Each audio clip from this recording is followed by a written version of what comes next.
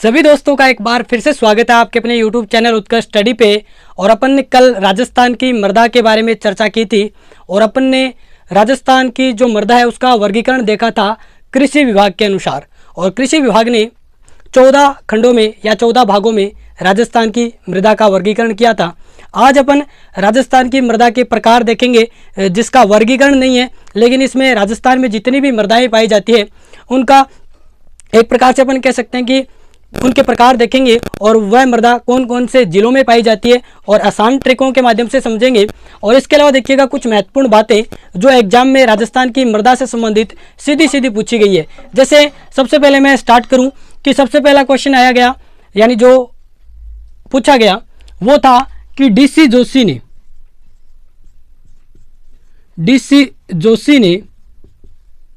राजस्थान की जो मृदा है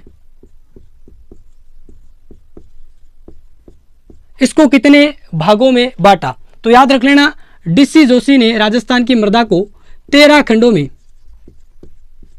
या भागों में बांटा। तो पहला क्वेश्चन ये जो प्रीवियस ईयर एग्जामों में पूछा गया है, तो याद रख लेना डीसी जोशी ने राजस्थान की मृदा को 13 खंडों में या 13 भागों में बांटा है। जबकि अपन ने कल देखा था कि कृषि विभाग के अनुसार राजस्थान की मृदा का वर्गीकरण कितने खंडों में, तो वो 14 खंडों में है। ठीक है, तो वो भी याद रख लेना। तो ये कल अपन ने चर्चा कर ली थी।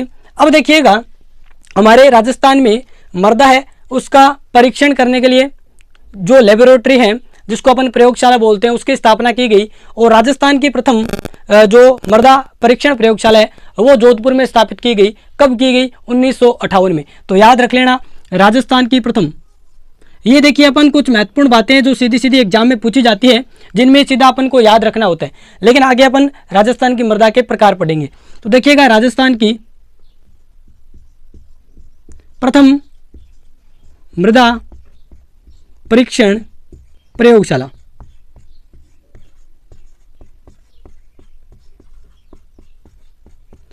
यह स्थापित की गई जोधपुर में। और कब स्थापित की गई? तो 1958 में। याद रख लेना ये क्वेश्चन पूछा भी गया है और आपके चाहे वो पशु परिचय एग्जाम हो, राजस्थान पुलिस हो, चाहे एलडीसी हो, बीएसटीसी हो, सीईटी हो, यहाँ पे पूछा जा सकता है। तो याद रख लेना जोधपुर में 1958 में राजस्थान की प्रथम मृदा परीक्षण प्रयोगशाला है उसकी स्थापना की गई। और इसका नाम अभी तक नहीं पूछा गया है, तो इसका नाम याद रख लेना। ये नाम कैसे याद करेंगे? तो मृदा परीक्षण प्रयोगशाला ये तो अपन को पीछे लगाना ही है, लेकिन इसका नाम है ना भारतीय क्षारीय। बस इतना आपको याद रखना है। उसके बाद में मृदा परीक्षण प्रयोगशाला, तो ये इसका नाम रखा गया भारतीय क्षारीय मृदा परीक्षण प्रयोगशाला। तो ये भी आप याद रख लेंगे। तो अपन ने दो बातें पढ़ी है, एक तो डीसी जोशी ने राजस्थान की मृदा को कितने भागों में बांटा या कितने खंडों में बांटा, तो 13 खंडों में। उसके बाद में कृषि विभाग ने 14 खंडों में बांटा। उसके बाद में राजस्थान की प्रथम मृदा परीक्षण प्रयोगशाला जोधपुर में स्थापित की गई 1958 में। तो ये बातें आप लिख लेना। अब देखिएगा अपन पढ़ेंगे राजस्थान में जो मृदा के प्रकार हैं वो चर्चा करते हैं। सबसे पहले ये आप स्क्रीनशॉट ले लेना। तो सबसे पहले अपन देखेंगे, आराम से समझेंगे और थोड़ी बहुत ट्रिक है इनका भी यूज अपन करेंगे। तो देखिएगा सबसे पहले अपन पढ़ते हैं, सबसे पहले जो मृदा आती है उसका नाम है लाल पीली मृदा। अब देखिए याद मैं आपको करवाऊंगा, आराम से समझना, क्योंकि कई चीज़ें होती है जैसे मृदा में बहुत सारे मतलब कंफ्यूज हो जाते हैं अपन, क्योंकि ये पूछता है कि कौन सी मृदा किस जिले में पाई जाती है। वो एक बार पूछता है कि लाल मृदा किस जिले में पाई जाती है, फिर वो पूछता है काली मृदा किस जिले में पाई जाती है, फिर वो लाल और काली को दोनों को मिक्स कर देता है, फिर वो पूछता है कि लाल और काली दोनों किस जिलों में पाई जाती है। तो स्टूडेंट्स हैं और बहुत सारे साथी हैं वो कंफ्यूज हो जाते हैं। तो इसलिए आराम से इनको समझेंगे और याद रखना भी आसान है अगर अपन समझ लेंगे। और कुछ चीज़ें जो याद नहीं हो रही है यानी समझ के माध्यम से, तो वो अपन थोड़ी बहुत ट्रिक के माध्यम से भी याद करेंगे। तो आराम से आप समझिएगा। तो सबसे पहले देखिए लाल पीली मृदा, तो इसमें ट्रिक क्या है? तो सबसे पहले देखिएगा ट्रिक यानी कौन से जिलों में ये पाई जाती है उसकी ट्रिक बताता हूँ। लेकिन उससे पहले एक क्वेश्चन यहाँ से पूछा गया कि ये जो लाल पीली मृदा है इसका निर्माण कौन सी सेलों से होता है, यानी कौन सी ऐसी चट्टानें हैं, सेल है, रॉक्स हैं जिनसे लाल पीली मृदा का निर्माण हुआ। तो इसका निर्माण हुआ ग्रेनाइट, नीस और सिस्ट, ये तीन जो सेलें हैं, तीन प्रकार की सेलें, इनसे निर्माण हुआ है। तो पहली बात तो याद रखेंगे, ये क्वेश्चन पूछा भी गया, लाल पीली मृदा का निर्माण किन सेलों से हुआ? तो ग्रेनाइट, नीस और सिस्ट सेलों से। अब देखिएगा लाल पीली, आपने ये गाना सुना होगा राजस्थानी में गाना है कि जद देखूं बनारी लाल पीली अखियां। तो वहां से अपन ट्रिक बनाएंगे और इसको जद देखूं रे बना की लाल पीली अखियां, इसको अपन इंग्लिश में लिखेंगे। देखिए जद देखूं बनेगी, ठीक है। इतने में अपनी जो ट्रिक है वो यहां से अपन जिले निकाल लेंगे, ठीक है। और वो ऐसे गाना तो आपको याद ही रह जाता है कि जद देखूं बनारी लाल पीली अखियां, तो वो लाल पीली अखियां यानी लाल पीली मृदा। तो अब देखिएगा इसमें देखेंगे ये बीच वाले जो है ना, एक छोटा यहाँ पे बीच में, यहाँ पे दो छोड़ेंगे और ये बीच वाला और इसका फर्स्ट, यहाँ से अपने जिलों की ट्रिक बनेगी, ठीक है। तो देखिएगा पहले ऐसे अजमेर, अब आप कहेंगे सर अलवर भी बनता है, लेकिन मैं बता रहा हूँ ना, पहले ये याद करो, ठीक है। ऐसे अजमेर, उसके बाद में कैसे करौली, और यहाँ पे आप देखेंगे कि जो अजमेर है, अजमेर के साथ अपन कई बार टोंक का नाम ले लेते हैं, जैसे अपन अलवर भरतपुर का नाम इकट्ठा ले लेते हैं, कई बार अपन चीज़ें याद करते हैं, तो अपन अलवर का नाम आते ही अपने ऑटोमेटिक ही भरतपुर का नाम याद आ जाता है। उसी प्रकार कई बार अपन अजमेर का नाम लेते हैं तो टोंक का नाम ऑटोमेटिक याद आ जाता है, तो इसमें टोंक भी आता है। और जैसे अलवर भरतपुर, उसी प्रकार अपन बोलते हैं करौली सवाईमाधोपुर, तो यहाँ पे सवाईमाधोपुर सागे यानी साथ में आ जाएगा करौली के, ठीक है। उसके बाद में देखिएगा बी से बनेगा भीलवाड़ा और सवाईमाधोपुर सिरोही। तो ये देखिए थोड़ी बहुत ट्रिक है ना, वो आपको अजीब लगेगी लेकिन समझ में आ गया, और एक बार आप प्रयास करेंगे ना तभी याद होगा। तो देखो यहाँ से अपन ने जद से ए से बनाया अजमेर, देखू से के से करौली, बनने के यानी बी भीलवाड़ा, और अजमेर टोंक करौली सवाईमाधोपुर सिरोही, ठीक है। तो इस प्रकार ये देखेंगे आप, ये 6 जिले हैं जहाँ पे लाल पीली मृदा है वो पाई जाती है, तो इसको आप याद करेंगे। यानी अपन को लाल पीली मृदा के बारे में इतनी बातें याद रखनी है, और ये खूब बार पूछा गया क्वेश्चन, लाल पीली मृदा के क्वेश्चन है वो बहुत सारे एग्जामों में बार बार पूछे हैं और अलग अलग जिलों के जोड़े बना के उसने पूछे हैं। तो याद रख लेना, ये 6 जिले हैं, अजमेर, करौली, भीलवाड़ा, टोंक, सवाईमाधोपुर, सिरोही, ये 5 जिले हैं, 6 जिले हैं जहाँ पे लाल पीली मृदा पाई जाती है, और इसका निर्माण हुआ है ग्रेनाइट, नीस और सिस्ट सेलों से। अब देखिएगा दूसरा आता है लाल लोम मृदा। तो ये अपन ने कृषि विभाग का वर्णन या वर्गीकरण पढ़ा था, उसमें भी लाल लोमी मृदा पड़ी थी, ठीक है। लेकिन एक क्वेश्चन पेपर में देख रहा था, उसमें इस लाल लोमी के ब्रैकेट में जो एग्जामिनर है उसने नाम लिखा लाल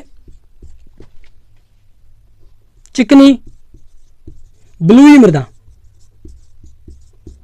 ठीक है। ऐसे क्वेश्चन पूछा था उसने कि लाल लोमी मृदा किस जिलों में पाई जाती है, तो वो डूंगरपुर बांसवाड़ा तो ऑप्शन में था, लेकिन उसने लाल लोमी मृदा के ब्रैकेट में लिखा लाल चिकनी बलुई मिट्टी। तो याद रख लेना, लाल लोमी मृदा का अन्य नाम है वो लाल चिकनी बलुई मृदा है। अब देखिएगा यहाँ पे अपन ने पढ़ा कि इसका निर्माण, लाल पीली मृदा का निर्माण ग्रेनाइट, नीस व सिस्ट सेलों से हुआ है। उसी प्रकार इसका निर्माण की मैं बात करूं, इसका निर्माण हुआ है ग्रेनाइट,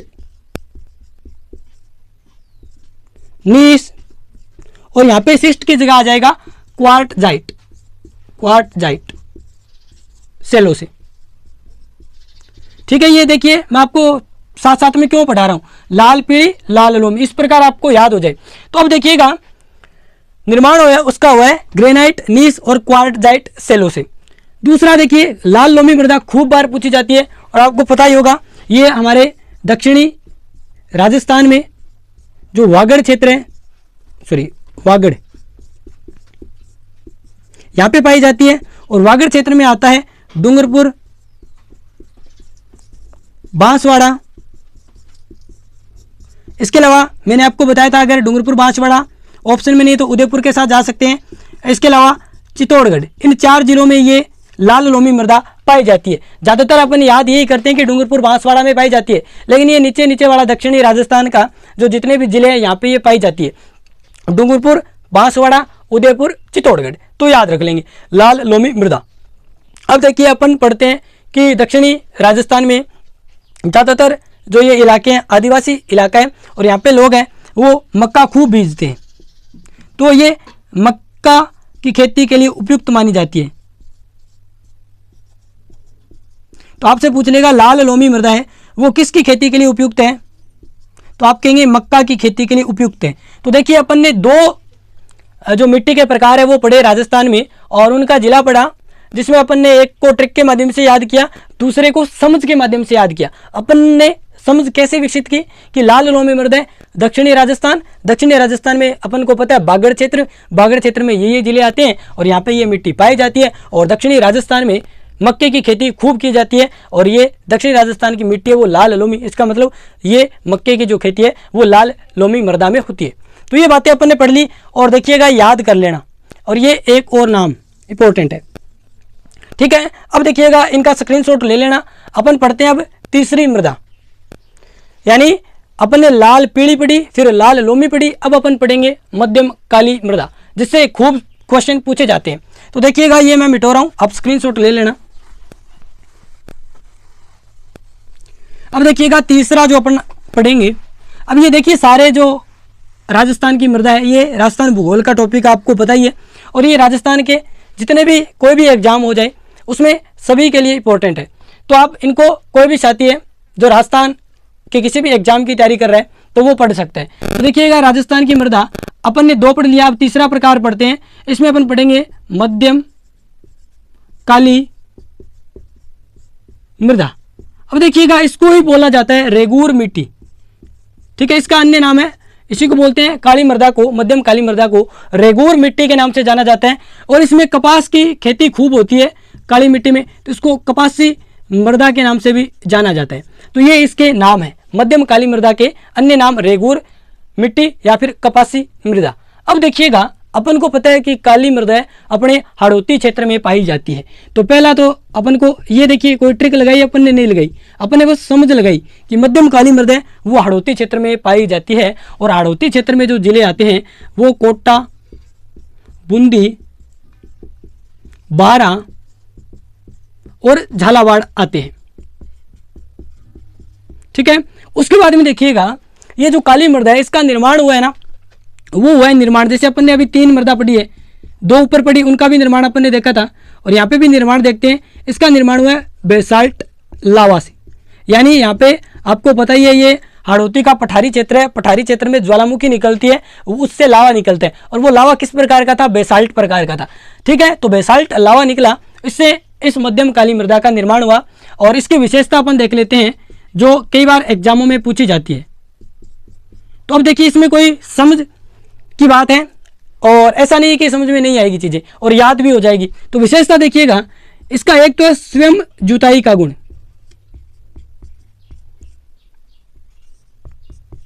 तो पहली विशेषता तो याद रख लेना, इसमें स्वयं जुताई का गुण पाया जाता है। दूसरी बात अपन बात करें कि कपास की खेती के लिए उपयुक्त है।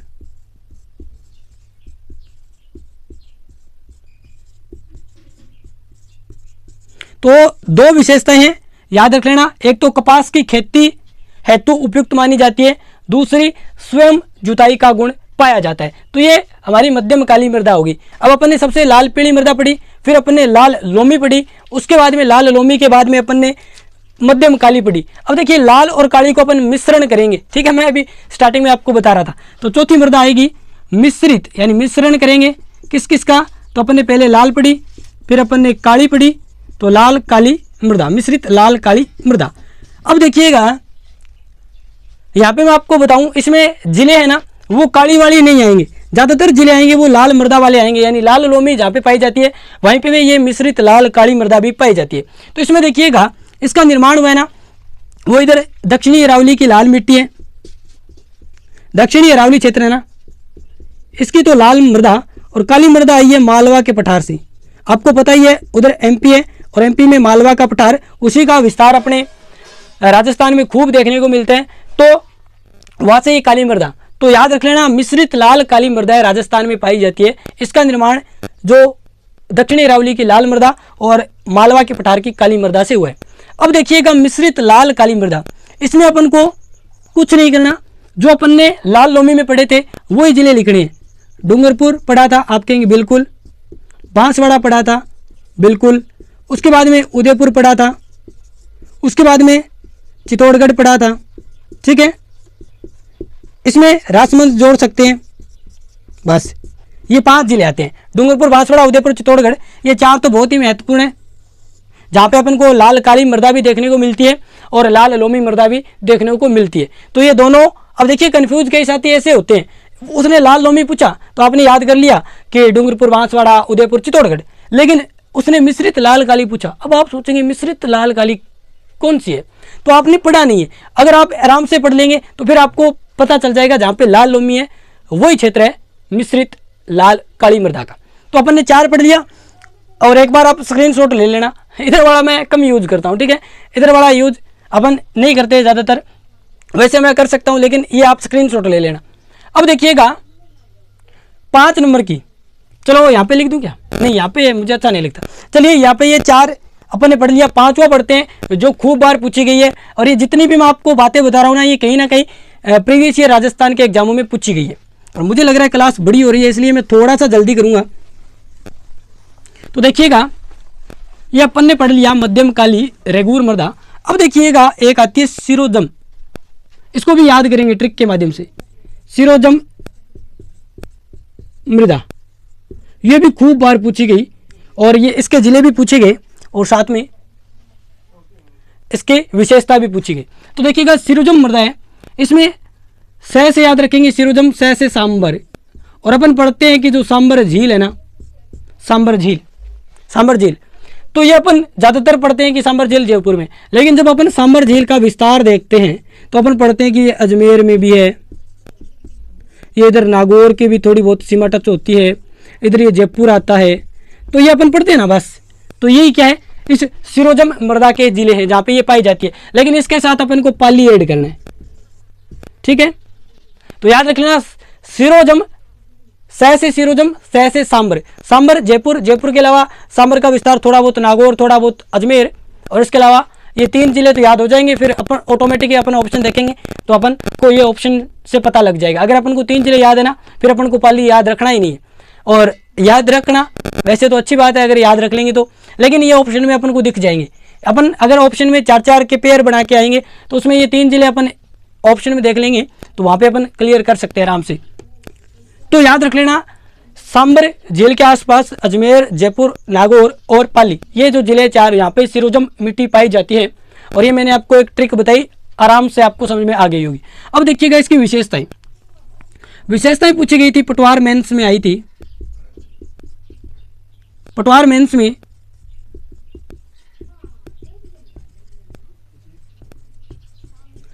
मेंस में इसकी विशेषताएं पूछी गई थी और क्वेश्चन भी पूछा गया था। तो इसमें विशेषता यानी 2 कथन दिए गए थे, वो दोनों कथन मैं आपको यहाँ पे लिखा रहा हूं और याद रख लेना। इसमें देखिएगा नाइट्रोजन और जो कार्बनिक पदार्थ होते हैं जिससे मिट्टी है वो उपजाऊ होती है। तो याद रख लेना सिरोजम मिट्टी है, इसमें नाइट्रोजन और कार्बन, जो कार्बनिक या कार्बन पदार्थ है उनकी कमी पाई जाती है, और इसके कारण यानी इसी का कारण है, इसके कारण इसकी उर्वरा क्षमता है वो कम होती है, ठीक है। तो ये बातें याद रख लेना सिरोजम मिट्टी के बारे में कि यहाँ पे इस मिट्टी में नाइट्रोजन और कार्बनिक पदार्थों की कमी पाई जाती है, इस कारण ये मिट्टी है वो अपेक्षाकृत क्या है, कम उपजाऊ होती है, या फिर इसकी उर्वरा क्षमता है वो कम होती है। उसके बाद में एक और याद आ गई मुझे, जो मैं आपको लिखा देता हूँ, उसके बाद में अपन अगले वीडियो में पढ़ेंगे और जो मृदा के प्रकार है। तो उसमें देखिएगा एक महत्वपूर्ण है जिसका नाम है बलुई दोमट। दोमट का मतलब होता है जहाँ पे जलोढ़ या जिसको अपन बोलते हैं कछारी मृदा, और जहाँ पे ये दोमट या कछारी या फिर अपन बात करें जलोढ़, ये मृदा कहाँ पे पाई जाती है, जहाँ पे नदियाँ होती है। तो बलुई इसी को बोलते हैं रेतीली मृदा, ठीक है, रेतीली यानी रेगिस्तान वाली मृदा है, इसी को अपन बलुई बोल देते हैं। तो बलुई और दोमट दोनों को मिला के पूछ रहा है कि बलुई दोमट मृदा कहाँ पे पाई जाती है। तो याद रख लेना हमारे जो गंगानगर हनुमानगढ़ है दोनों ही वे रेगिस्तानी यानी मरुस्थली क्षेत्र में आते हैं, और साथ में यहाँ पे घग्गर नदी बहती है।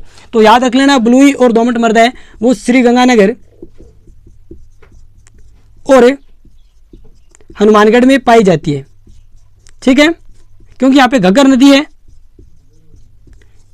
ठीक है। तो घग्गर नदी पाई यानी बहती है यहाँ से, तो यहाँ पे दोमट मृदा तो पाई जाएगी, लेकिन ये रेगिस्तानी मरुस्थलीय क्षेत्र में भी आते हैं, तो यहाँ पे बलुई मृदा भी पाई जाएगी। तो ये अपन ने कुछ महत्वपूर्ण राजस्थान की मृदा के बारे में चर्चाएं की, और ये छोटी छोटी चर्चाएं हैं जो एग्जाम की दृष्टि से बहुत ही महत्वपूर्ण है। ये लगभग मुझे लग रहा है कि 12-13 मिनट की क्लास होगी, लेकिन ये बहुत ही महत्वपूर्ण है। और आपको ये क्लास कैसी लगी आप जरूर कमेंट बॉक्स में बताएंगे। अगर आपको ये अच्छी लगी है तो इसको अपने अन्य दोस्तों के साथ शेयर करेंगे जो राजस्थान में किसी भी एग्जाम की तैयारी कर रहे हैं। तो अपन मिलेंगे नेक्स्ट वीडियो में। धन्यवाद।